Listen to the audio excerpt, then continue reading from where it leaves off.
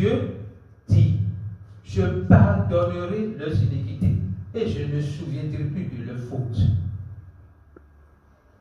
La loi, dans le judaïsme, même s'ils pensent que Dieu pardonne les péchés, ils croient que Dieu peut se souvenir encore des fautes. Vous voyez la confusion?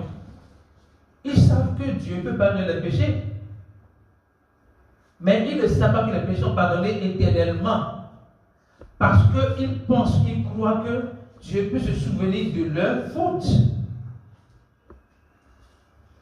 Dieu nous montre ici que son pardon n'est pas lié à nos actions.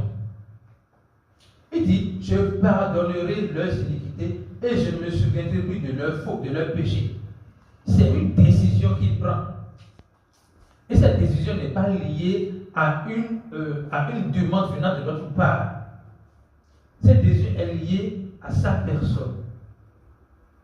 Il a pris la décision de manière souveraine pour pardonner les péchés. Et le pardon des péchés est le commencement de la chrétienté. Si vous ne croyez pas que vos péchés sont pardonnés, vous n'êtes pas encore chrétien. Et quand je parle du pardon des péchés, je ne parle pas d'une croyance temporaire où vous pensez que les péchés sont pardonnés et après vous allez encore faire confession des péchés, comme si Dieu attend la confession des péchés pour vous pardonner. Comme si la condition du pardon des péchés était la confession des péchés. La seule condition pour le pardon des péchés, c'est ce que Christ a fait. C'est pour cela qu'il est venu.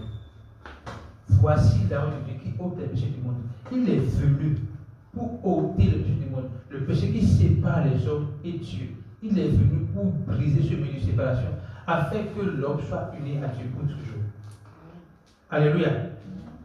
Donc, il n'a pas donné le pardon des péchés de manière temporaire, mais éternellement. Et Jésus, en venant, l'a vraiment fait. Il n'a pas fait ça à moitié. Il l'a fait éternellement. Pour que nous puissions être rassurés de notre salut éternel. Alléluia.